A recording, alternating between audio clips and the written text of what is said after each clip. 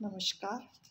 जाते हुए साल को अलविदा करते हैं और मेरी सभी शुभकामनाओं के साथ आपके जीवन में ये नया साल मंगलमय हो। आप उन सभी चीज़ों पर विजय पाएं। ईश्वर आपकी आत्मशक्ति को इतना बल दे कि आप अपने सारे सपनों को आने वाले साल में पूरा कर सकें और अपने प्रयासों को बेहतर कर सकें। इसी के साथ नए साल की आप सभी को बहुत बहुत शुभकामनाएं। हम बात कर रहे हैं हम अपने जीवन के अंदर जो परिस्थितियों में जी रहे हैं हम उसके अंदर बेहतर कैसे हो जाए। बेहतर होने के लिए बेहतर करना पड़ता है। कोई भी चीज़ अपने आप बेहतर नहीं होती है, उसे आप बेहतर करने का प्रयास करेंगे तो चीज़ें बेहतर होनी शुरू हो जाएंगी। अब जैसे कि हम बात करें कि हम उन चीज़ों के साथ अपने आप को कैसे एक सामंजस्य में बिठाएं कि हमारा जीवन हमारे हिसाब से चले। इतना तो हमारा दायित्व बनता है कि हम अपने जीवन को और अपने परिवार को व्यवस्थित रखें। अब बात जैसे आती है कि हम अपनी अवस्था और अपनी व्यवस्था को कैसे अच्छा रखें। अब इसके लिए एक छोटा सा उदाहरण देती हूँ मैं आपको। आप अपने लिए मार्केट में कपड़े खरीदने जाते हैं, सबसे पहले आप क्या देखते हैं? क्वालिटी, उसके बाद उसका मूल्य, उसके बाद उसके रंग पसंद करते हैं, उसके बाद अपना साइज, उसका क्या आपको उसकी फिटिंग है कि क्या आप उन कपड़ों में आराम महसूस कर पा रहे हैं, यही सब देखते हैं। उसके बाद जाकर आप कहीं एक सही चेन के कपड़े लेकर आते हैं। अब दूसरा उदाहरण कि खाना स्वादिष्ट बनाने के लिए उसके अंदर कितने प्रकार के मसाले डलें, किन चीज़ों से साधारण भोजन भी स्वादिष्ट लगे। तो यहाँ पर भी हमने क्या किया, कुछ अवस्थाएं की कि हाँ यहाँ ये चीज़ें अच्छी हो जाएंगी तो बेहतर होगा, खाने का स्वाद अच्छा आएगा। कपड़े यदि हमने अच्छे लिए हैं तो उन अच्छे कपड़ों के अंदर आपको उस कपड़ों की क्वालिटी, उसका साइज़, कलर, प्राइस सब आप देखते हैं। और यही बात हम अपने जीवन में विचारों को बदलने की करें और या फिर हम ये कहें कि हमसे मन कंट्रोल नहीं होता या दिमाग हमारे ऊपर हावी रहता है या विचार हमारे ऊपर हावी रहते हैं। यदि आप इसको एक भी विचार को ये सोचें कि ये विचार आपके ऊपर फिट नहीं बैठता, आपके पर्सनैलिटी के लिए ये विचार नहीं बना, चाहे वो विचार कहीं से भी आया हो, क्योंकि आप अपने व्यक्तित्व को इतना कमज़ोर समझते हैं, अपने आप को इतना कमज़ोर समझते हैं कि आप नहीं जान पाते कि मेरे ऊपर ये विचार क्या रंग लेकर आ रहा है या इसका रंग मेरे ऊपर जो चढ़ रहा है वो मेरे लिए मुझे कितनी परेशानियां दे रहा है, बेचैनी दे रहा है। जिस प्रकार कपड़े की आउटफिटिंग अगर आपको फिट नहीं आ रहा तो आप बेचैन होते हैं, उसे पहनना पसंद नहीं करते। इसी तरह से विचार को ले लीजिए, विचार भी तो एक वस्त्र है। नहीं सुटेबल हो रहा, नहीं अच्छा लग रहा तो आप उसको त्याग करने के लिए क्या करते हैं? तुरंत दूसरे नए कपड़ों का चयन करते हैं और उससे बेहतर ढूंढते हैं। तो फिर विचार को भी ऐसे बदल दीजिए।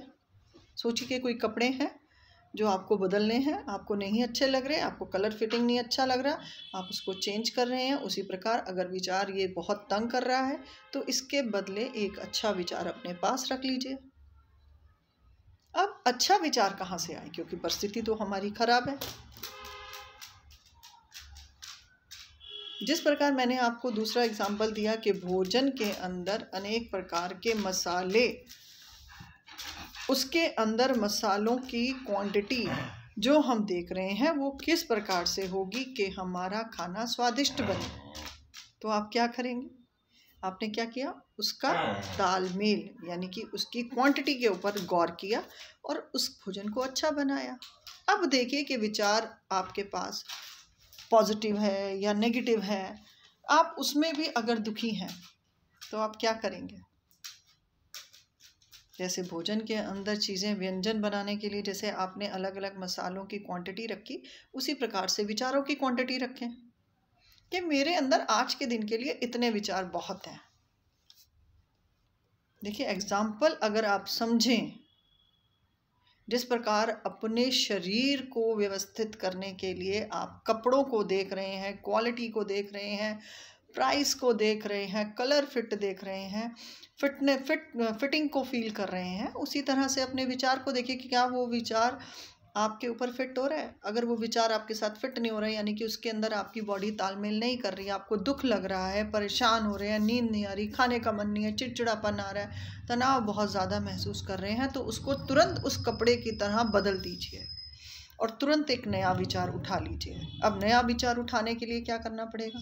जैसे मैंने आपको कहा, संगीत बहुत अच्छा माध्यम है।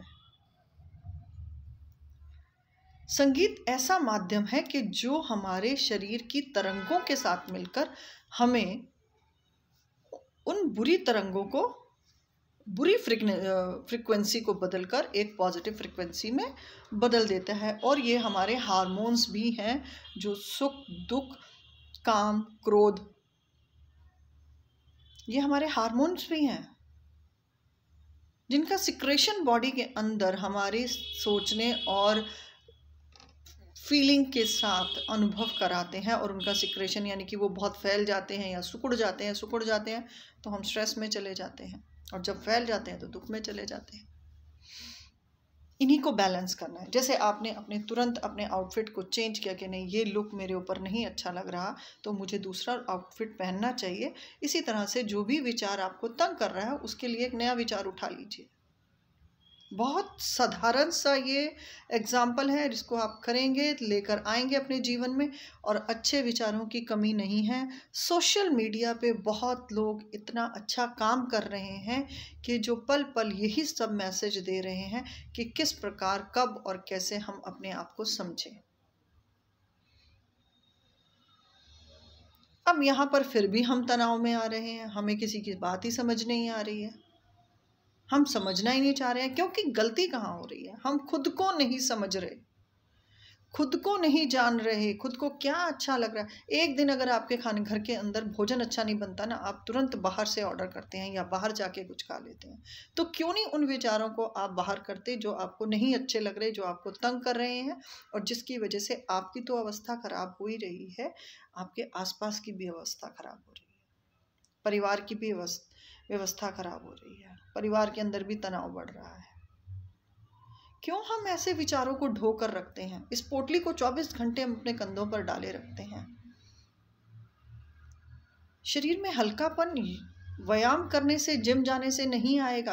आप प्रतिदिन योगा भी करेंगे ना तो शरीर को स्वस्थ कर सकते हैं, पर मन को स्वस्थ करने के लिए योगिक क्रियाओं के साथ अपने मन की अवस्था को जोड़ना शुरू करेंगे। जैसे मैंने आपको विन्यासा योगा के बारे में बताया था कि विन्यासा योगा आपको कह रहा है कि हर एक क्रिया के अंदर कॉन्शियस हो जाएं, अपनी ब्रीदिंग के साथ, श्वासों के साथ लयबद्ध हो जाएं। अगर आप हाथ ऊपर करते हैं तो सांस ऊपर ले जाएं, जब हाथ नीचे लेकर आ रहे हैं तो हाथ आप नीचे लेकर आ जाएं। श्वासों के साथ शरीर का तालमेल विचारों को दूर करने की सबसे अच्छी विधि है। ना तो हम जीवन से भाग सकते हैं, ना परिस्थितियों से भाग सकते हैं, इसलिए भागने की बजाय डट के मुकाबला करने की ताकत लेकर आए। वही मेरा कहना है आपको कि अपनी आत्मशक्ति के साथ अपना तालमेल बनाएं, क्योंकि आत्मशक्ति जीवन को सुचारू रूप से चलाती है, जीवन को सहज करती है। जीवन बहुत कठिनाइयाँ कहाँ फील हो रही हैं? कुछ ना पाना क्या कठिनाई है? एक गाड़ी ना मिलना कठिनाई है? एक अच्छी नौकरी ना मिल पाना कठिनाई है? क्योंकि यदि हमारे पास कम है तो हम कम में अपने जीवन को चलाने का प्रयास करें, अगर हमारे पास बहुत ज़्यादा है तो भी कुछ संभल के चलने का प्रयास करें। तो जीवन कठिन नहीं है। जीवन को कठिन हमने अपनी इच्छा शक्ति हमारी इतनी प्रबल हो चुकी है, इतने हमारे अंदर दूसरों को देखकर जो पाने की इच्छा बढ़ चुकी है ना, असली दुख का कारण वही है।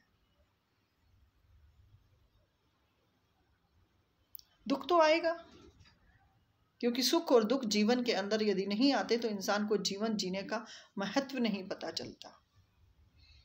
और यदि जीवन के महत्व को समझना है तो दुख को सहन करना पड़ेगा, और दुख को हंस के सहन कीजिए। अच्छी चीज़ों के लिए परमात्मा का शुक्र करते हैं तो बुरी चीज़ों के लिए भी, अगर कोई बुरा कष्ट या दुख आ रहा है तो वो भी हमारे लिए परमात्मा ने कोई नया चैप्टर सिखाना है, इसीलिए आ रहा है। अपने सीखने की जो हमारे जीवन के अंदर हमें सदा सीखना है, हमें बल उस पे देना होगा। हम क्यों सीख रहे हैं या हम क्यों सीखें? अरे भाई, कुछ चीज़ें अच्छी सीखने में कोई बुराई नहीं है। अंधकार को दूर करने के लिए प्रकाश का होना जरूरी है, और बिना प्रकाश के अंधकार दूर नहीं हो सकता। इसी प्रकार जैसे मैं आपको बता रही हूँ कि अच्छे विचार लाने के लिए, अच्छे विचारों के साथ मेल जोल बनाने के लिए आपको अच्छी चीज़ों से जुड़ना पड़ेगा। संगत की रंगत। आप देखिए कि आप किन लोगों के आसपास बैठ रहे हैं, उनकी विचारधारा क्या है, वो कैसी बातें कर रहे हैं। क्या वो बातें आपके मतलब की हैं, जहां आप अपना आधा आधा घंटा, एक एक घंटा व्यतीत कर रहे हैं? अपने समय को मूल्यवान बनाएं। समय की जो अहमियत है उसको समझें, क्योंकि जो समय बीत चुका है वो वापस नहीं आने वाला। कब हम अपने जीवन की पहल शुरू करेंगे? कब हम जुड़ेंगे अपने आप से? कब हम करेंगे वो ताकत इकट्ठी जो हमारे जीवन को, हमारे परिवार को ताकत दे? आप एक अकेला इंसान अगर ताकतवर है घर में, तो उसके सभी प्राणी सुरक्षा में रहते हैं। अब यहाँ ताकत शारीरिक नहीं बात की जा रही कि हाँ हम बहुत ताकतवर शरीर से हैं और हमारा दबदबा है और सब लोग हमारे से डरते हैं। नहीं, मैं उस बात को नहीं कह रही। मैं यहाँ पर आत्मबल की बात कर रही हूँ। आत्मबल शरीर के लिए, आत्मा के लिए, परिवार के लिए बहुत ज़रूरी है, और सबसे ज़्यादा ज़रूरी हमें अपने आप को समझने के लिए। हमें अपने आप को समझना पड़ेगा, अपने मन को समझना पड़ेगा। और मैं तो कहती हूँ कि यदि हम धीरे धीरे अभ्यास करते हुए अपनी आत्मा के साथ जुड़ जाते हैं, तो हमें शरीर के ऊपर जितना भी हमने काम कर लिया वो लगेगा व्यर्थ किया है। इतना काम यदि हम अपने आत्मा के ऊपर और मन के ऊपर करते तो हम अपने जीवन को सरल और सहज बना पाते। जीवन बहुत सरल है। हम पता नहीं क्यों दुखों से भाग रहे हैं। जो हमने कर्म किए हैं हम उसको सहन नहीं करना चाह रहे। हमने जो किया है वो हमें स्वीकार करना होगा। क्षमा मांगना, मैंने जैसे कहा कि क्षमा मांगना सबसे अच्छा है, उस परिस्थिति को संभाल लेना। झुक जाइए, अपनों के लिए आगे झुकने में कोई बुराई नहीं है। झुक जाइए आप उन सभी परिस्थितियों में जो आपके विरुद्ध जा रही हैं, क्योंकि कई बार परिस्थितियां विरुद्ध होती हैं पर उनके परिणाम आगे जाके बहुत उत्तम मिलते हैं जीवन में आपके लिए। तो उस चीज़ को जो मैं कह रही हूँ कि किसी परिस्थिति में अगर आप क्षमा मांग लेते हैं तो उसका परिणाम आगे चलकर आपको बहुत अच्छा मिलता है, और मिलता है। ऐसा नहीं है कि आपने किसी से क्षमा मांगी और आपका उसका आगे चलकर परिणाम अच्छा नहीं मिलेगा। मिलेगा, और 100% मिलेगा। परंतु पहले क्षमा मांगें, झुकें। झुकने से बहुत सारी चीज़ें ठीक हो जाती हैं। अपनी गलतियों को स्वीकार करें। हम मनुष्य हैं, गलतियां कर सकते हैं, और गलतियों से ही सीखना होगा हमें। पर हाँ, गलती बार बार दोहराई जाए, उसको मैं ये कह सकती हूँ कि वो आचरण बहुत ही खतरनाक है, कि जब आप गलती बार बार कर रहे हैं और उन गलतियों से समझ नहीं रहे। जानते हैं, छोटा बच्चा जो चलना सीखता है, 8 से 9 महीने के अंदर बच्चा चलना और खड़ा होना आरंभ करता है। वो एक बारी अपने पैरों पे खड़ा होता है बिना किसी सहारे के, अब देखिए बहुत बड़ी बात है कि हमें संभलने के लिए तो ईश्वर ने बचपन में ही वो कला सिखा दी कि संभलना कैसे है। अब वो क्या कर रहा है, बच्चा खड़ा हो रहा है, दोनों पैर लड़खड़ा रहे हैं, पूरी बॉडी उसकी शेक कर रही है और एकदम थम से वो गिर जाता है। अब उसको ये अनुभव होता है कि भाई मैं तो गिर गया। दूसरी बार उसकी आत्मा यानी कि उसकी आत्मशक्ति उसको सहारा लेकर चलने पर उसको सपोर्ट करती है। ये वही आत्मशक्ति है जो आपने बचपन में सीखी और देखी और जिसने आपको बचपन में चलना, बोलना, सुनना, देखना, रोना, हंसना सिखाया। ये वही आत्मशक्ति है। अब देखिए धीरे धीरे वो बच्चा, अगर आप अपने बचपन को भी याद करेंगे, अब तो हमारे ही बच्चे हो चुके हैं तो हम अपने बच्चों को उनके बचपन को याद करें, या हमारे आसपास जो लोग अभी छोटे छोटे बच्चे हमें नज़र आते हैं, तो आप देखिए ना वो किस प्रकार से हमें समझ रहे हैं, बिना बोले भी वो हमें समझ रहे हैं। बिना बोले मतलब वो, हम उन्हें कोई भी एक्शन दे रहे हैं तो वो समझ पा रहे हैं। वो क्यों समझ पा रहे हैं? क्योंकि उनके पास आत्मशक्ति ईश्वर की उनके साथ अभी जुड़ी हुई है। वो ईश्वर की उस ताकत के साथ जुड़े हुए हैं जो उनको बोलना भी नहीं सिखा रही।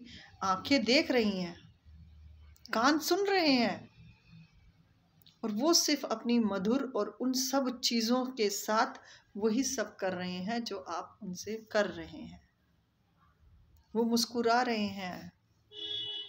इसे कहते हैं आत्मा का स्वरूप और इसे कहते हैं आत्मशक्ति। यदि थोड़े से बचपन को भी याद करेंगे ना तो आपको बहुत ताकत मिलती है। और कहते हैं कि अपने बचपन को हमेशा अपने अंदर जिंदा रखना चाहिए।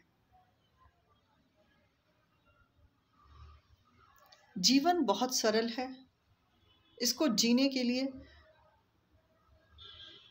आपको अपने आप को, जैसे इतना टाइम मैंने आपको कहा ना कि कपड़े खरीदने में लगाते हैं, तो अपने ऊपर भी लगाना शुरू कर दीजिए। बहुत शॉपिंग पे सुबह निकलते हैं, शाम तक एक से दूसरी दुकान, दूसरी से तीसरी दुकान पे हम लोग जाते हैं, या आजकल मॉल्स बन गए हैं, हम मॉल्स में जाते हैं तो भी वहाँ पर हमें समय लगता है। हम एक दुकानदार के आगे कम से कम 20 से 25 कपड़ों की ढेरियां लगवा देते हैं। 10-10 बार हम एक एक चीज़ को ट्राई करते हैं कि क्या कलर अच्छा लग रहा है, फिटिंग नहीं है, फिटिंग अच्छी नहीं है तो कलर नहीं अच्छा, कलर अच्छा है तो साइज़ नहीं आ रहा। और कई बार जो हमारा फिट साइज़ है उसमें भी हमें कई बार प्रॉब्लम आ जाती है कि हमें उसका रंग या उसके डिज़ाइंस पसंद नहीं आते हैं। तो यही तो जीवन है और यही विचार है। क्यों ना विचारों को एक शॉपिंग की तरह ले लें। विचार को शॉपिंग समझिए कि आज आपने अपने विचार, अपने अंदर की जो आपकी मैन्युफैक्चरिंग, आपकी बॉडी है ना, इसको एक अपना मॉल समझ लीजिए और इसमें प्रवेश करें और अंदर इसके घूमें, सर से पांव तक अपने आप को भीतर तक देखें। हाथ कुछ और कर रहे हैं, पैर कुछ और कर रहे हैं, इधर की कुछ और चल रही है, आंखें कुछ और देख रही हैं, नाक कुछ और काम कर रहा है, कान कुछ और काम कर रहा है, सब अस्त व्यस्त है। अगर अपने इस शॉपिंग मॉल के अंदर आप प्रवेश करेंगे ना तो शॉपिंग भी अच्छी हो पाएगी, पर्सनैलिटी भी अच्छी हो जाएगी, विचार भी अच्छे हो जाएंगे और स्वयं के अंदर ना एक सेटिस्फेक्शन आ जाएगी कि हाँ, मैं एक अच्छे व्यक्तित्व का इंसान हूँ। बाहर से नहीं, भीतर से भी मैं बहुत अच्छा हूँ। जब भीतर से हम अपने अंदर की शॉपिंग मॉल में जाएंगे ना और जब हम उसको देखेंगे तो आपको पता चलेगा इस शॉपिंग मॉल के अंदर ना कितनी वेस्ट चीज़ें आपने स्टोरेज कर रखी हैं। इनको बदलने का प्रयास करें, इनको बदलें, इस शॉपिंग मॉल को बदलें, सजाएं इसको अच्छे संस्कारों से, अच्छी आदतों से, अच्छे व्यवहार से। जब आपका व्यवहार अच्छा हो जाता है ना तो सब आसपास अच्छा लगता है। कोई फर्क नहीं पड़ता कि आपने कौन सा ब्रांड पहना है या ब्रांड नहीं पहना, कोई फर्क नहीं पड़ता। क्योंकि कोई हमें देख ही नहीं रहा। हम तो दिखाने के लिए पहन रहे हैं, दिखाने के लिए सज रहे हैं,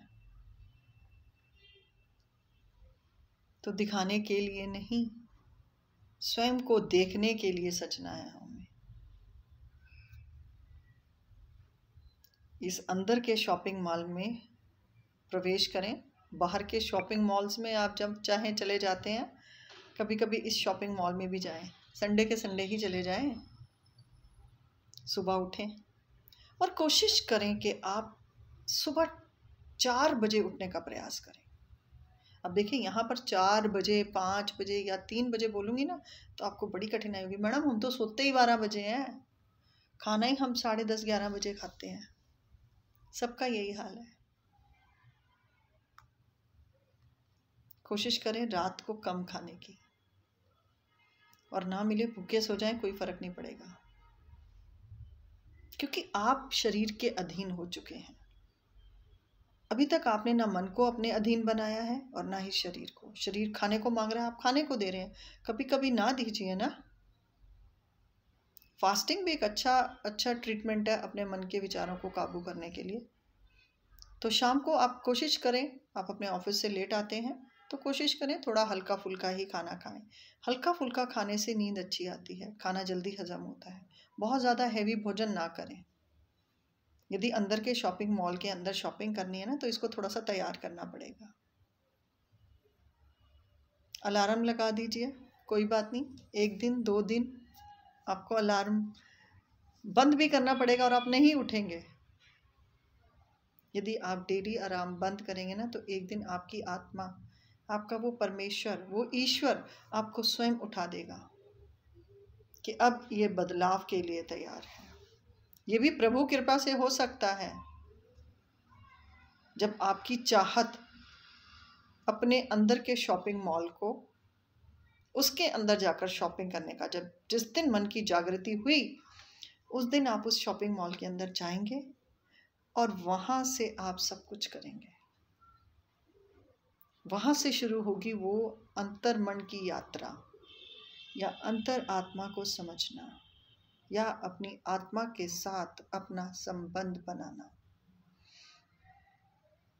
ऐसी क्या ताकत है इन विचारों के अंदर कि ये विचार कभी कभी तो इतने घृणा वाले कर्म करा रहा है, सुनकर रूह कांप जाती है। इतने अपराधों को सुनते हैं तो ये मन और विचार की अवस्था से तो ये सब हो रहा है ना। और जिसका वही कारण है कि 5 चोर के काम, क्रोध, लोभ, मोह और अहंकार, यही हमारे विचार बनाने के महत्वपूर्ण कारण है। और 5 ज्ञानेंद्रियां, जिन पे हम संयम करने का प्रयास करें कि भूख लगे तो खाना है और हमेशा कम खाना है। कम खाने की आदत बहुत अच्छी रहती है। कम खाने से आप अच्छा स्वास्थ्य पा सकते हैं। कम खाने से आप अपने जीवन को अच्छा बना सकते हैं। परिवार अच्छा रहेगा। हम खाने के लिए जी रहे हैं, हम जीने के लिए नहीं खा रहे। और जीवन जीने के लिए बहुत ज़्यादा खाने की ज़रूरत ही नहीं पड़ती। जितना हम काम कर रहे हैं, जितना हम भाग दौड़ कर रहे हैं, जितना विचारों की कश्मकश से हैं, आप देखिए कई बार कुछ डिप्रेशन के पेशेंट होते हैं, वो बहुत खाते हैं, उनको लगातार खाना चाहिए, वो रुक ही नहीं पाते। और कुछ कहीं चिंताग्रस्त इतने हो जाते हैं कि वो खाने से ही मुख मोड़ पा लेते हैं।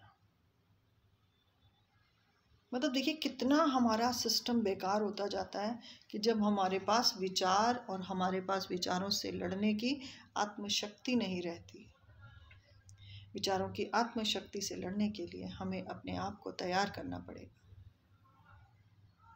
और मैं तो कहती हूँ कि ये जो शरीर का मॉल है ना, बाहर से तो बहुत सजा लिया, बहुत काम किया है बाहर से इसको संवारने के लिए। अब भीतर के मॉल से हम बाहर को कैसे संवारें? बाहर का जो व्यक्तित्व है, आपके चलने से, आपके बोलने से, आपके प्रभाव का पता चलता है, आपके संस्कार का पता चलता है, परिवार का पता चलता है, परिवार से मिले हुए संस्कारों का पता चलता है।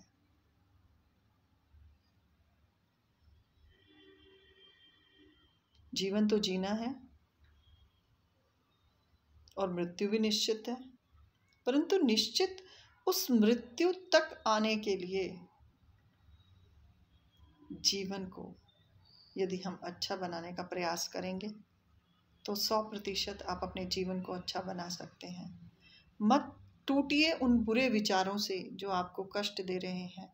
मत बिखरिए आप उन विचारों से जो आपके भावनाओं पर आपके पास ठेस दे रहे हैं। मत रुलाइए इन सुंदर आंखों को उन विचारों से जो आपको रुला रही हैं। अपने हृदय की ताकत को इतना बढ़ाएं, अपनी आत्म शक्ति को इतना बढ़ाएं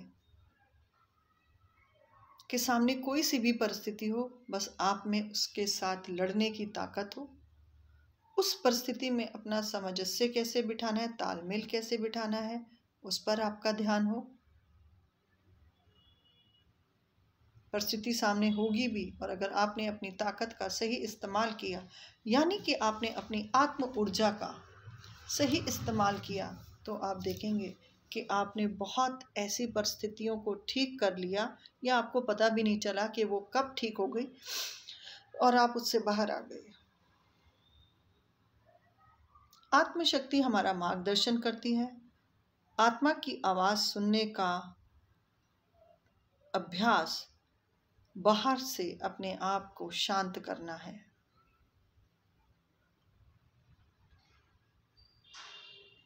बहुत सारे विचारों के बीच में जिंदगी को आप मत खत्म कीजिए। कुछ पल जीने के भी हैं, कुछ पल सुकून भरे भी हैं, कुछ चैन से, कुछ हंसकर, कुछ आनंद में जीने के लिए भी जीवन बचा हुआ है। अभी बहुत जीवन बचा हुआ है। अभी मौत भी ऐसी आए कि मुझे फक्र हो कि मुझे मौत आई है। जब आत्मा को सुकून हो, आपको आत्म शांति हो कि मैंने अपने जीवन में कभी किसी को ठेस या दुख या चोट नहीं पहुंचाई है। यहां मेरा कहना ये नहीं है कि आप दूसरों से पीड़ित होते रहें। हमें दूसरे तभी पीड़ित कर सकते हैं जब हमारी आत्मशक्ति कम है, जब हमारे पास आत्मबल नहीं है, जब हम परमात्मा को अपना बल नहीं बना रहे। इसीलिए कहा जाता है कि सभी नाते, सभी रिश्ते, सभी संबंध, जो भी नाम दे लीजिए, वो अंततः छूटने वाले ही हैं। तो संबंध उन चीज़ों से बनाया जाए जो जन्म जन्मांतर तक आपके साथ रहती हैं। पहला आपके कर्म, दूसरा आपकी आत्मशक्ति, आपकी आत्मा, तीसरा उस परम पिता परमात्मा का ध्यान जो हमें जीवन के अंदर, उन सभी परिस्थितियों के अंदर हमारे साथ खड़े रहते हैं। वो सुनते हैं, वो देखते भी हैं, वो परखते भी हैं, वो इम्तिहान भी लेते हैं। कौन उसके दिए हुए इम्तिहानों में पास हो सकता है? वो ऐसे बच्चे बनाते हैं, वो ऐसे इंसानों को बनाते हैं जो उनके अधीन रहते हैं। आप देखिए, बड़े से बड़े मसले ईश्वर की शरण में जाने से चुटकियों में सुलझ जाते हैं। हम अपने आप को जान नहीं पा रहे। जानना, समझना सब कुछ अपने लिए है, दूसरों के लिए कुछ भी नहीं है। तो आप खुद को समझें और अपने जीवन को सरल बनाएं।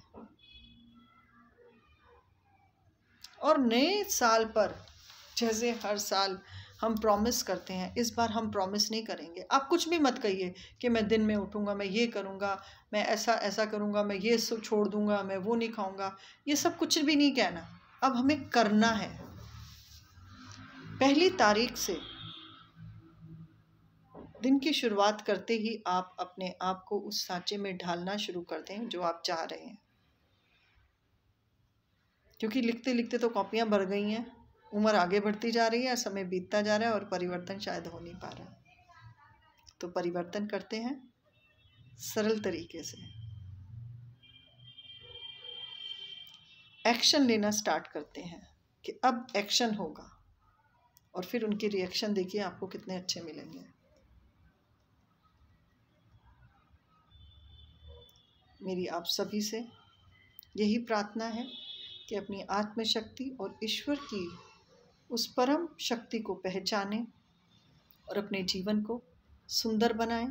ईश्वर के इस मूल्यवान जीवन को, उनकी इस धरोहर को व्यर्थ ना होने दें और अपने जीवन को एक सही मार्ग पर ले जाकर अपना भी भला करें और दूसरों का भी भला करें। इसी के साथ नव वर्ष की आप सभी को मंगल कामनाएं।